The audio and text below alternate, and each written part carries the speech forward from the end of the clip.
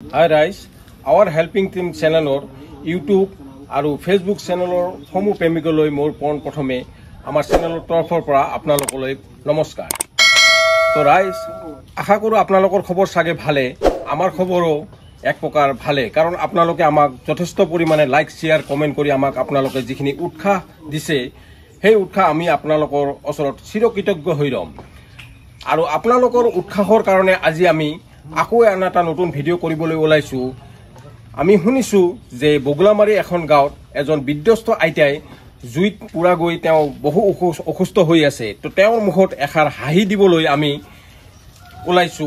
তো হাঁহি দিবলৈ তেওঁৰ ঘৰত যাবলৈ হলে আমি কিছুমান সা সামগ্ৰী ল'বলৈ হয়। তো সেইকাৰণে আমি এখন গেলামাল দোকানত আহিছো যে চাউল দালি আটা ময়দা দৈনন্দিন ব্যৱহাৰ কৰা কিছুমান বস্তু আমি লৈ আছো, আপোনালোকে নিশ্চয় দেখিছে। তো এইখিনি বস্তু লৈ আৰু আমি কিছু আৰ্থিক সহায় কৰি তেওঁক এটা মুখত পিৰপিৰণি হাঁহি আমি ওলাবলৈ এটা যত্ন কৰিম। তো আপোনালোকে আহক, আমাৰ লগত চাই থাকক। আমি এতিয়া আইতাজনীৰ ওচৰত গৈ তেওঁৰ ওচৰত আমি সাক্ষাৎ লওঁ যে তেওঁৰ কি হৈছে কি নাই হোৱা। তো আপোনালোকে আহক।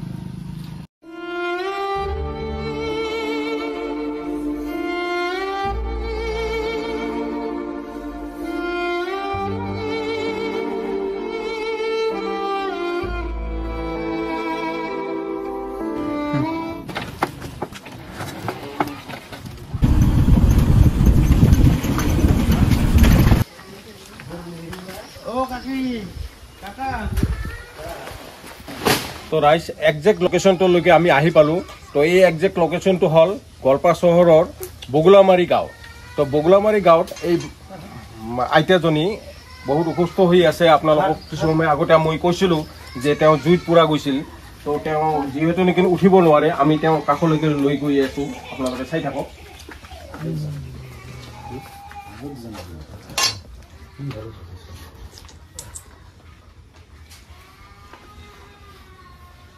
তো আইতাজন এইজনী।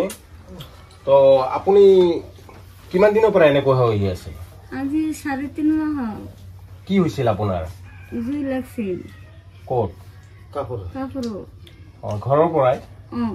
নাই, চুলাৰ পৰা লাগছিল। আচ্ছা আচ্ছা, তাৰপিছত আপুনি চিকিৎসা কৰা নাই? চিকিৎসা কৰা কৰিম, গৰীব মানুহ যা কিছু আছিল তাতে কৰিছো। এখন পইচা পাতি নাই, কেনে কৰিম? আপোনাৰ খোৱা লোৱা ইয়াতে? এতে। আপুনি উঠিব নোৱাৰে? উঠিব নোৱাৰে, এনেকুৱা হ'ব নোৱাৰে। শৌচ পেচাব চব ইয়াতে ঘৰতে? তো ৰাইজ আপোনালোকে দেখিলে, এনে এওঁলোকে এজন দুখীয়া শ্ৰেণীৰ মানুহ। তো এওঁৰ গাত জুই লাগি আজি এনেকুৱা অসুস্থ হৈ আছে, আজি চিকিৎসা কৰিব নোৱাৰা হৈ গৈছে, মানে টকা পইচাৰ অভাৱত। যি এওঁৰ ঘৰৰ কামাই কৰা মানুহজন আছে, এই দাদাজন, তো এওঁ যিখিনি কামাই কৰে, এওঁৰ ল'ৰা ছোৱালী যিখিনি আছে, তেওঁলোকক লৈ চলাই খুব কঠিন। আৰু এনেকুৱাভাৱে এওঁৰ বেগমে অসুস্থ হৈ পৰি আছে, জুই লাগি পৰি আছে। আপোনালোকে দেখিছে যে শৌচ পেচাব গোটেইখিনি বিচনাতে এওঁক এনেকৈ উপঙাই ৰাখিছে, আপোনালোকে দেখিছে। তো এওঁ কিমান কষ্টত আছে আজি আপোনালোকে চাইছে।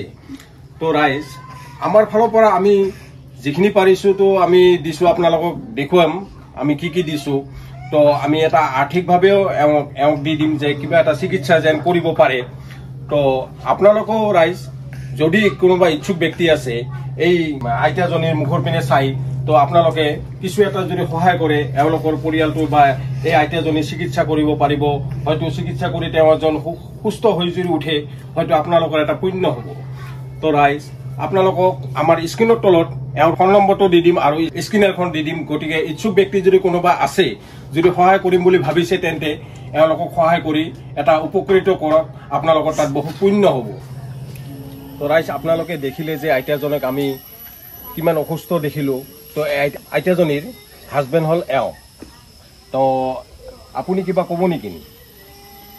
আমি কম মানে আমার আজি 3.5 মাস হল আমার এই পরিবারটা এই আগুন ধরে জুই ধরে তার মানে পুড়িছে। আর গুৱাহাটীত লৈ গেছো জিএমচিত, ইয়াতে চিভিলত চিকিৎসা করছে। আর আমার এতিয়া একো নাই, তার মানে আমি নিরুপায়।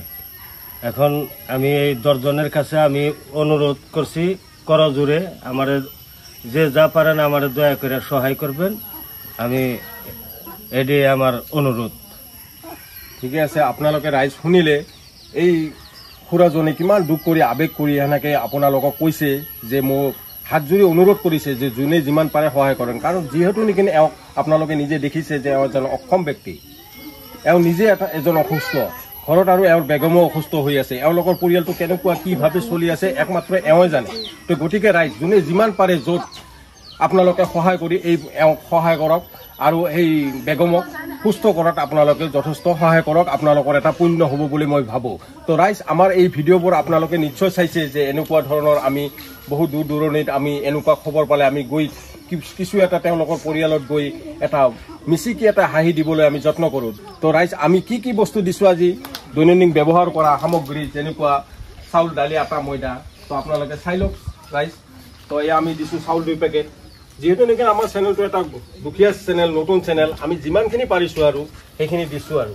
তো ইয়াত মিঠাতেল আছে, নিমখ আছে, কাপোৰ ধুবলৈ নিৰ্মা আছে, ইয়াতে কণীও দিছোঁ আমি 1 প্লেট, আপোনালোকে দেখিছে।